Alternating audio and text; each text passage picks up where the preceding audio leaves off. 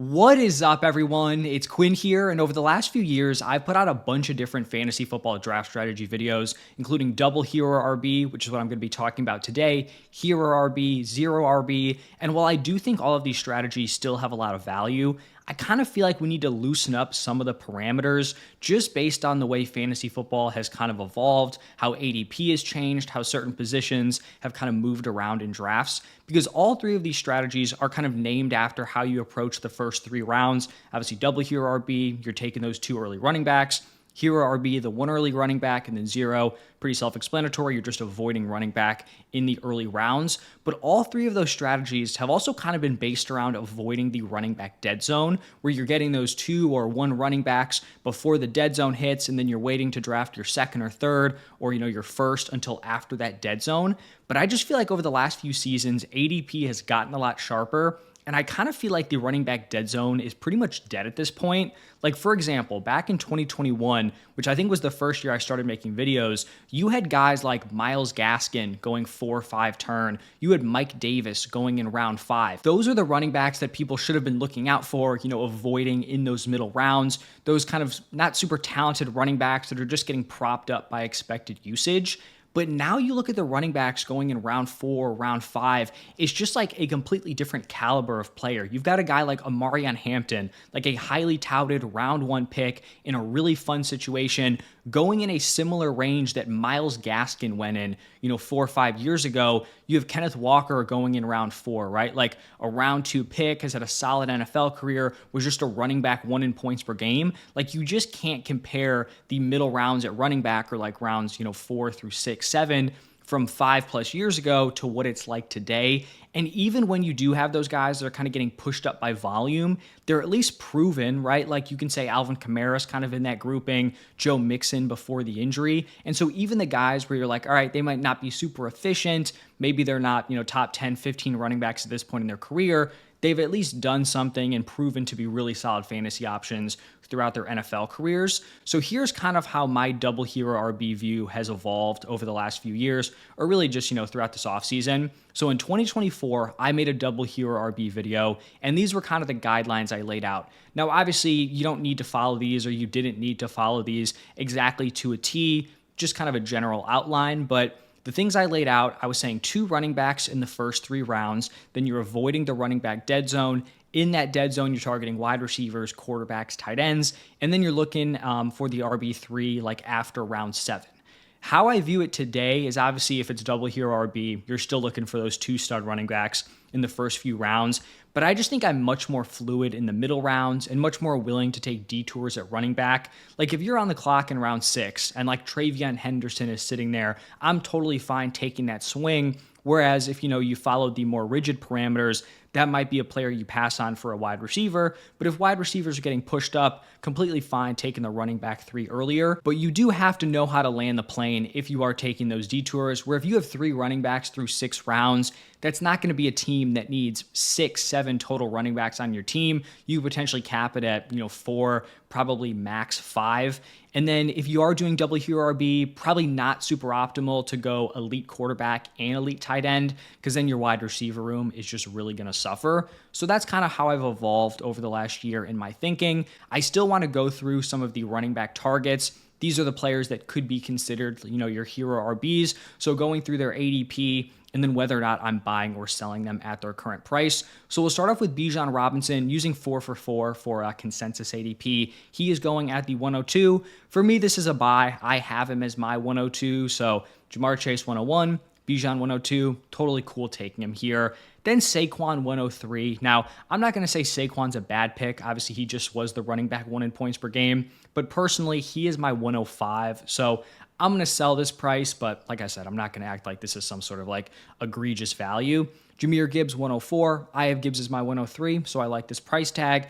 Christian McCaffrey, I'm actually surprised his consensus ADP has risen all the way to the 107. I have him as the 108, so I guess I'm slightly lower on him, but I still think this is a completely fine price. Like, without an injury, he's probably the most valuable player in fantasy. Obviously, that's the risk, but that's why you don't have to draft him 101. Then 111, Ashton Genty. Think that's very reasonable, about where I have him. Then we have Derrick Henry at the 201. And for me, this is going to be a sell. I do just like some of the wide receivers that are going in this range, like a Nico Collins, a BTJ, whichever one of those guys, a Neighbors, that's kind of falling out of the first round. And then I also just straight up prefer Devon Achane, who, as you can see right after him at the 202, I do think is a buy. Then we have 207, Jonathan Taylor. I'm pretty neutral with this price tag. Like, I think mid-round 2 is pretty fair for him. Josh Jacobs, he's someone I'd be willing to take like in the early 3rd. So like mid to late round 2, don't feel great about it. Bucky Irving, I think this is a very fair price, late round 2. Believe I have him as my 210, so, slightly ahead of consensus on him. Kyron, if you guys have watched some of my other videos, just pretty out on him this season. I wouldn't take him until the 4th round. And then 3 buys here. 2 are actually going in the first 3 rounds. Chase Brown, Breece Hall, both I think are really solid values. And then I did want to throw Marion Hampton in here because when I'm saying like 2 running backs through 3 rounds, I probably should have specified that in my opinion, it's more of like a value thing. So if you think someone is like a top 3 round running back pick, but they're going in round 4, like I'm not going to say that's not double hero RB. And so for Marion Hampton, I think he should be like a mid-round 3 pick, probably at the latest. And so if I'm getting him in round 4 and say I started off with like, I don't know, a Christian McCaffrey in like the later 1st, and then I go wide receiver, and then I get a Marion Hampton early round 4, I'm still going to be considering that hero RB because I do think he has the talent and probably should be going in those first 3 rounds. So now that we've looked at some of those potential early round targets, let's dive into a few different mock drafts showing you guys how you can kind of build these double hero RB teams. So with this first mock draft, it's going to be from the 102, and this is just first 2 rounds. We're hammering those 2 stud running backs. We're going Bijan Robinson, Jonathan Taylor, just hitting the running back position hard. And then this was actually a draft where I did go elite tight end. So we get Trey McBride at the 302. We have no wide receivers through 3 rounds, which means that is the position we're going to be targeting moving forward. Then we get into like the 4-5 turn area. I just go with best players available. I go Xavier Worthy, DK Metcalf. I actually think I have Ted McMillan over DK, but in these 3 mocks, I tried not to draft duplicate players. Not sure if I exactly succeeded in that, but just 2 very solid wide receivers here, 4-5 turn area. I feel like Worthy hasn't gotten bumped up as much as he should since the Rashee Rice injury. Then this is where maybe last year, 2 years ago, I would not have made this pick in round 6. So I probably would have been locked in to another wide receiver, getting the wide receiver 3, wide receiver 4 in the 7th, but I'm sitting here late 6th round. I'm looking at the board, DeAndre Swift is sitting there, and I'm looking at some of the other wide receivers like, a Calvin Ridley, Rome Odunze, who I do end up drafting, like Chris Godwin, Jordan Addison, guys like that. And I just don't think those guys are going to outscore DeAndre Swift. Like, is it possible? Sure. But if I'm playing one of these guys in my flex, I kind of just feel like DeAndre Swift has a good chance of outproducing these guys. So I do take a detour at running back, and I get my running back 3. So 3 running backs through 6 rounds.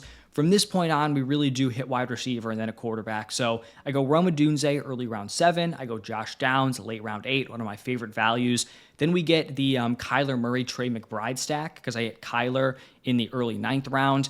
I typically like to wait on quarterback, especially just this season. And I think getting Kyler in the 9th round is a really solid pick. Then 2 more wide receivers with Jaden Higgins and Trey Harris. And then we close it out with 3 straight running backs. Typically in those last few rounds, if I'm not like throwing a dart on a second tight end, if I didn't get an early guy or like a later round quarterback, I'm going to be hitting up the running back position because I just think these guys have way more value than these wide receivers that are going in the later rounds. Like, do I really need a Rashad Bateman type on my team? Like, I like Jack Besh, but do I think he's going to be super fantasy relevant and like playable in redraft? Probably not. So I go Dylan Sampson. ADP is still kind of suppressed, even though, he should be going higher with the Judkins news. And then Ray Davis and Jarquez Hunter to close it out. So obviously a really strong running back room. 1-2 punch with Bijan, Jonathan Taylor. I think DeAndre Swift is a very strong running back 3. And then the depth options at running back, Dylan Sampson, Ray Davis, Jarquez Hunter. I like our quarterback tight end spots with Kyler and Trey McBride. In a double hero RB, the wide receiver position probably is going to be the spot that suffers, or one of the spots. But I still think this is a fairly well-rounded wide receiver room where I think Worthy does have some top 12 wide receiver upside. DK Metcalf, I think a solid wide receiver 2, like fringe wide receiver 2. Then Rome Odunze, Josh Downs, Jaden Higgins, Trey Harris. Just a lot of shots on some young, talented wide receivers. So that's going to wrap up this mock draft from the 102. Now let's move into the next one from the 106.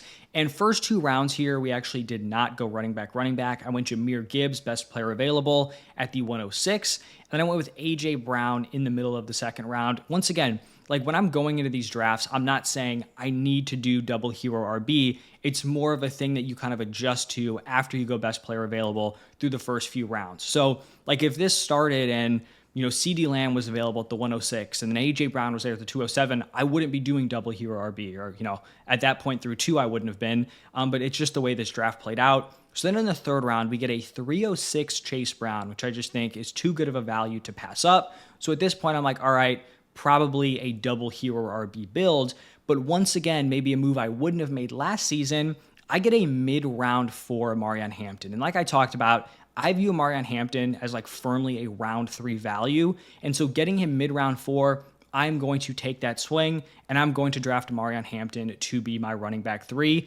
Then we're going to hammer wide receivers with Teteroa McMillan, George Pickens, Jacoby Myers, Juwan Jennings. Kind of an interesting mix of wide receivers. You have Tet as like, the young upside play. George Pickens established, new situation. And then maybe some of the safer options, the veterans and Jacoby Myers and Juwan Jennings. Through 8 rounds, we had kind of punted both the quarterback and tight end positions, which can be a little bit sketchy, but I do think we kind of landed the plane here. So I went round 9, Colston Loveland. He is one of my favorite like later round tight end picks. Then I go round 10, Emeka Egbuka, and that's going to be 6 wide receivers here. So we have wide receivers through the flex +2 that I think, could evolve into players we trust in our lineups. Then I go round 11 quarterback with my favorite late round guy being Justin Fields. And then the last few rounds, we go Tyler Algier. We get our tight end 2 due to Loveland being a rookie. Might start off slow with Hunter Henry. And then our final running back here is Roschon Johnson. And so as you can see, like I went super running back heavy early on, which meant I didn't need to take a running back 4 in like the middle rounds, right? I waited until round 12 to take my 4th running back. We hammer wide receiver, still feel solid about that room. If I am going to wait at quarterback and tight end, I feel pretty good coming away with Colston Loveland and Justin Fields. So overall, I like the way this team looked. Once again, kind of going with that double hero RB start through 3 rounds, but not being super locked into it and being able to take that detour in round 4 for Marion Hampton.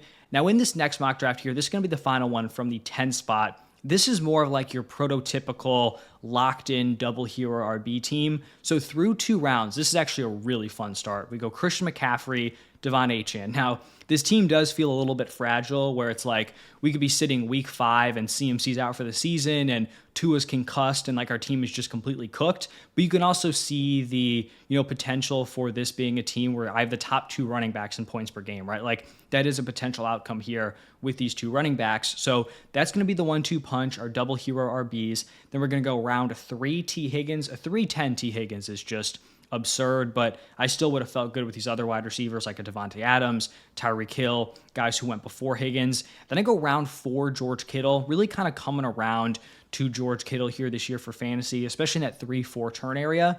Then we hammer wide receivers. We go Devonta Smith, Jalen Waddle, Jacoby Myers, Stephon Diggs, and Ricky Pearsall. So at this point, we have wide receivers through the flex +2. And in this build, those will be the wide receivers that are filling out our flex. And then since we did, kind of punt the running back position for a while, at this point, like the solid wide receivers had kind of been off the board. Like I feel like Egbuka was probably the last of a tier. You can make the case for like a Higgins or a Pittman, but with 6, I already felt pretty good about the position. So we go Jordan Mason around 10. We get our quarterback in Drake May in round 11. Not that the stack really matters, but paired with Stephon Diggs, obviously not one of our like truly elite wide receiver options, but still interesting if that offense booms. And then like I talked about those later rounds, just hammering the running back position, we go Bashal Tutin, Braylon Allen, and Will Shipley. So I actually think this is a really fun team. Like I said, we have 2 running backs who I think have RB1 overall potential. We have T. Higgins, who might not have the highest ceiling, but someone who was just the wide receiver 5 in points per game. We have Devonta Smith, someone who has been a very consistent option at the wide receiver position, just seems to be a lock to be a wide receiver 2.